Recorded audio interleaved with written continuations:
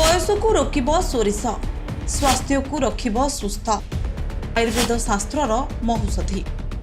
यह हलदिया रंग फूलर ना हेउछि सोरिष फूल। आयुर्वेद अनुसार सोरिष तेल बहुत रोगरू उपशम देइथाय। जदि आपण निजर ओजन कम करने को चाहूथांती तेबे आपण आपणक रोषेई घरे स्थान दियंतु सोरिष तेल को।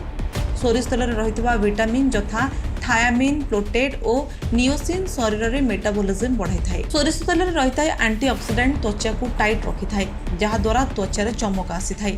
एथिरे थिबा विटामिन ए, सी और के चेहरा उपरि संकुचित रेखा आसीबाकू देई न थाए। माने आपण अधिक समय पर्यंत आपणकू यौवन को उपभोग करि परिबे। दांतरे जंत्रणा और पायरिया समस्या हेउतिले सोरिष तेल रे लुण मिसाई आंगुठी सहायरे से स्थान को धीरे धीरे मालिश करंतु। यह करिबा द्वारा दांत मजबूत रही थाए एवं पायरिया समस्या दूर होई थाए। सेहीपरि पेटरे कुर्मी हेबा जोगु भोक लागिबा बंद होई थाए। तेणु खाइबारे सोरिष तेल को व्यवहार करंतु। देखिबे आपनको भोक बढ़िबो, एथि सह कुर्मी समस्या मध्य दूर हेबो। जदि आपण थंडा जनित कोनोसी रोग रे पीड़ित ताले सोरिष तेल व्यवहार करंतु।